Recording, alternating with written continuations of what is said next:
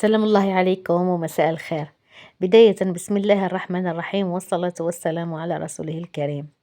بالنسبة للوصفة متاع اليوم هي وصفة من تحضيرات رمضان، وهي لي ميني تارتلات اللي معتمدتهم انايا كل عام ندير هاد الكميه يعني تاع 500 غرام زبده. وكي نحب نعاود يعني في رمضان ندير ولا قبل رمضان يعني حتى اذا شفت يعني الكميه راح تكون صغيره كنت نزيد يعني. انا هذه الكميه يعني دير لي كميات مليحه، يعني تقطع لي حبات ملاح سورتو انه يعني لي مول تاعي ماهمش كبار بزاف، يعني جايين ظريفين هكذا متوسطين، يعني ماهمش كبار وماهمش صغار خلاص. نحتاج في هذه الوصفة 500 جرام من الزبدة، وضفت لها أو المارغرين عفوا، وضفت لها كأس من السكر الناعم. نحاول يعني نخلطهم هكذا جيدا حتى يتداخلوا لي يعني المكونين مع بعضهم. هكذا راح نضيف لهم البيضتين. طبعا الزبدة بحرارة الغرفة يا البنات، كل ما كانت طرية كل ما كانت يعني تعاونكم أكثر وأكثر يعني في الخدمة نتاعها. راح نضيف لها رشة من الفانيلا ورشة من الملح، هكذا راح نخفقها جيدا. طبعا انا مع هاد لي ميني تارتلات راح نضيف لكم، راح نحضر معاكم ايضا كريمه بدون غبره الشونتيي. الكريمه رائعه يا البنات، ننصحكم بها يعني، جات من اطيب ما يكون. نحاول ندخل المكونات قلت لكم مع بعضها كما رانا نشوفوا مع بعضنا حاليا. هكذا من جهه اخرى انا راني غربلت الكأس نتاع النشاء هذا اللي راهو قدامنا رانا نشوفوا فيه، وراح نضيفه للمكونات كما رانا نشوفوا. طبعا قبلها راح نضيف ربع كأس من الزيت. طبعا للي تحب القرمشة تضيف ربع عفوا ربع كأس من الزيت، واللي ما تحبش تحبهم مرملين يعني بيان صابلي تخلي بالزبدة فقط، يعني ما تضيفش على راحة الزيت.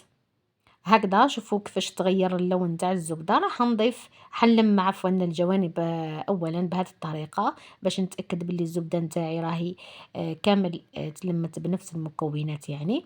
راح نجيب الكاس تاع النشاء وراح نضيفه هو الاول.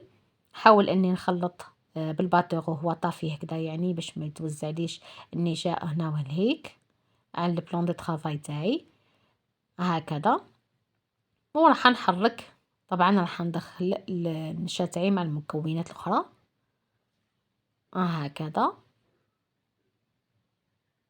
والان راح نجيب ملعقه صغيره، راح نحط نصف ملعقه من الخميره الكيميائيه مع كأس من الفرينه.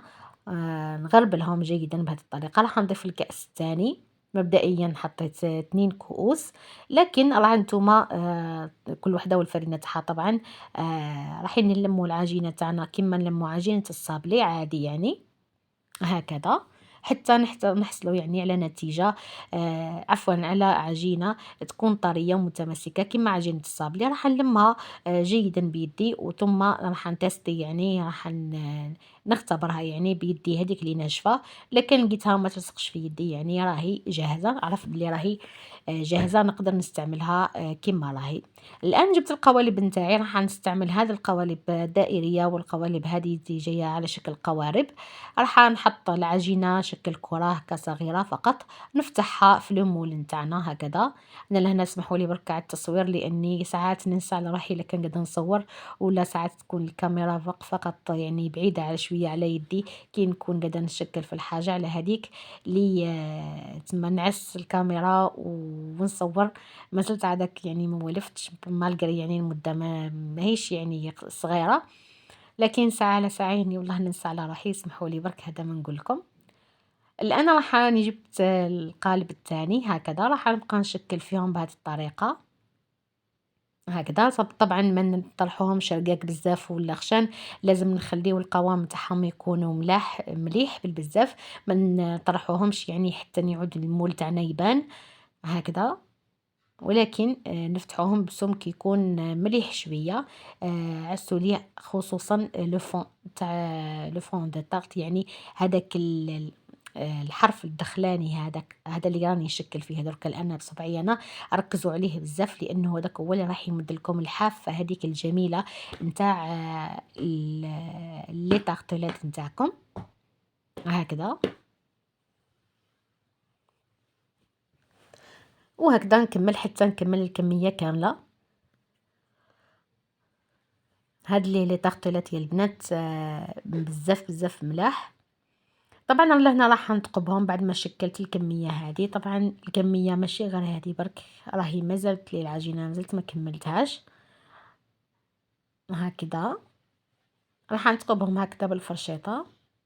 ركزوا على الثقوب مليح، يعني ثقبوها بيان. وهذه العجينه اللي قعدت لي، يعني راهي دارت لي ضعف الكميه نتاع هذه، ولا بلكش 3 اضعاف نتاع الكميه هذه. والان طبعا سخنت الفرن تاعي، على 180 درجه مئويه ولا 170. ونحطوهم يطيبوا. قبل ما نحطوهم يطيبوا راح نحطوهم اولا في الثلاجه، يقعدوا لواحد ربع ساعه الى نصف ساعه هكذاك.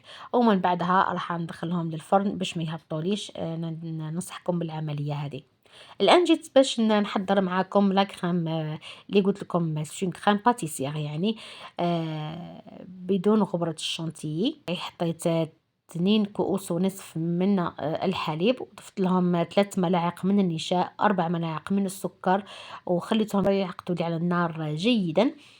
بعدها مباشرة ضفت لهم ملعقة كبيرة نوعا ما من الفانيلا، وقطرات من عطر الموز. حركتهم جيدا وفرغتهم في الغيسيبيون هذا اللي راح ندخله للثلاجة، وغطيتهم بالفيلم اليمونتير كما شفنا. الان راح نروح نحضر الكريمه نتاع الشوكولا اللي وجدناها كيف كيف. راح نحط في الطاوه تاعي، راح حطيت 2 كؤوس ونصف من الحليب، راح نضيف لهم 2 ملاعق من النشاء، وراح نضيف 2 ملاعق ونصف من الفلان، وضفت ايضا 2 ملاعق من السكر. لكن انتم الا كان حبيتوا تحضروها ما تحضروهاش بالطريقه هذه، لانها جاتني شويه مايهه، يعني ماهيش ثقيله بزاف، فاضطريت باش نضيف تعديلات عليها. طبعا راح نقول لكم كيفاش ديروها بالشوكولا. نفس الخطوات نتاع الكريمه هذه اللي درتها بالموز، ضيفوا لها فقط يعني نفس المكونات، ضيفوا لها فقط 2 ملاعق من الكاكاو. هذا مكان. الان راح نضيف 4 ملاعق صغيره من الزبده، راح نضيفها تدريجيا. طبعا نهز يعني بالملعقه صغيره، ندخلها مليح في الخليط نتاعي، وبعدها زيد نضيف ملعقه صغيره اخرى، وهكذا حتى نكمل 4 ملاعق كامله يعني صغيره نتاع الزبده. هكذا حنضيف هذه ربما الملعقه الثالثه، ونواصل نخلطها. طبعا الزبده خليوها يعني بحراره الغرفه، قد ما تكون يعني طريه بحراره الغرفه قد ما تساعدكم في انكم تدخلوها فاسيلمون يعني في لاكريم نتاعنا. صدقوني يا البنات هاد الكريمه راهي خفيفه بزاف واقتصاديه. تغنينا على ان نستعملوا تاع لا شونتي، يعني كريم دبلومات. هذه كريم موسلين ورائعه بزاف، يعني هايله. نحشيو بها لي فون دو طارت نتاعنا، نحشيو بها حتى لي طارت اللي نستعملوهم اللي نخدموهم يعني بلا جينواز. سهله ومليحه. نستعملوها ايضا في ليفيرين، يعني كي نجيو راح نديروا بها تحليات مليحه بزاف. وما تخافوش من طعم الزبده، لانكم لا مارغرين هذه ولا الزبده هذه ما هيش راح تحسوا لها اطلاقا كي تعودوا قاعدين تاكلوا فيها. نبقاو نخفقوا في الكريمه تاعنا حتى نحصلوا على هذا القوام. هذه لا كريم تاع الشوكولا اللي كما قلت لكم عليها. قلت لكم انا حطيتها على النار، لقيتها جاتني مايهه هكذا، شغل ماهيش يعني بالقوام نتاع الاخرى هذيك. هنا ضفت الملعقه تاع الزبده الاولى، قلت لكم حطيتها على النار ولقيتها ما عقدت ليش مليح. زدت لها نصف كاس من الماء، وحليت فيها ملعقه كبيره من النشاء، يعني بيان بومبي نتاع النشاء. حليتها في هذيك الماء البارد، يعني في نصف كاس من الماء البارد، وضفت هذا الخليط نتاعي حتى عقدت لي بهذا الشكل. لكن انا نفضل انكم تستعملوا 2 ملاعق من الكاكاو افضل من انه تستعملوا 2 ملاعق ونصف من الفلان. طيح لكم بالبيان، يعني تجيكم كما لا كريم الاولى هذه اللي درتها معكم تاع الموز. هذه الملعقه الثانيه. طبعا تاكدوا مليح باللي راكم دخلتوا الزبده مليح الكريمه نتاعكم. ونكمل الكميه تاع الزبده اللي بقات لي. هكذا حتى نحصل على القوام اللي راني حابته. بالنسبة لفوند دو طارت نتاعنا، هذه هي الكمية اللي خرجتها لي، 500 غرام نتاع الزبدة. قطعت لي حوالي 48 ولا 45 حبة من هادو لي فون دو طارت، سواء لي مدورين ولا لي باغكات، يعني كيف كيف. رايحة نعمرهم بكريمة الموز وكريمة الشوكولا اللي درناهم سويا مع بعضنا. هاد الكريمة يا البنات جات من أطيب ما يكون، رائعة رائعة جدا، ننصحكم بها، مليحة بها. نزينو لي طارت، تصلح لي طارت، تصلح أيضا لي فيغين، يعني التحليات. أنا درتها في التحليات دوك نشوفوهم مع بعضنا، يعني الكريمة اللي قعدت لي حطيتها فقط في لي فيغين، وكانت من ألد ما يكون، يعني ما قعدتليش الكمية خلاص، كلاوها كامل. ولا كريم جات خفيفة بالبزاف، ما كنتش يعني رايحين تحسوا للطعم تاع الزبدة هذيك ولا تاع المارغرين اللي ضفناها للكريمة أبدا، واقتصادية.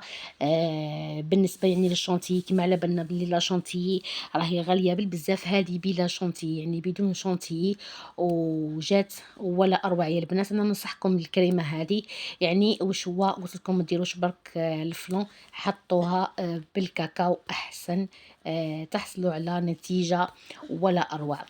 هذه هي كانت لي ميني طارت، عفوا لي طارطيلات نتاعنا، جاو من أطيب ما يكون يا البنات. جربوا الوصفة على ضمانتي، على بالي راح تعجبكم وراحين تعتمدوها. هادو لي فيغين يا البنات اللي قلت لكم عليهم، راني عمرتهم فقط بطبقة من الكريمة تاع الموز والكريمة نتاع الشوكولا. زينتها الحبات تاع يعني اللي عمرتهم بالشوكولا، زينتهم بشوكولا دبي، هذه اللي درتها انايا في المنزل. راح نبارطاجي معكم الوصفة بحول الله تعالى في الفيديوهات القادمة بحول الله. زينتها فقط بورق الذهب من الفوق، ولي ميني طارطيلات تاعي ولا لي طارطيلات نتاعي زينتهم بالفواكه كما رانا نشوفوا. وهذه هي كانت النتيجه نتاع لي طارطيلات نتاعنا، جاو من اطيب ما يكون. لا كريم يا البنات قلت لكم ننصحكم بها، ايكونوميك يعني وسهله التحضير ماشي واعره. الى هنا نكون ختمت معكم لا فيديو تاع اليوم. نتمنى ان نلقاكم في فيديوهات لاحقه بحول الله تعالى وباذنه. جربوا الوصفه وما تنسونيش بجام وبارطاج وتعليق جميل يحفزنا دائما لنقدم لكم الافضل. دمتم في رعايه الله وحفظه، والسلام عليكم ورحمه الله تعالى وبركاته.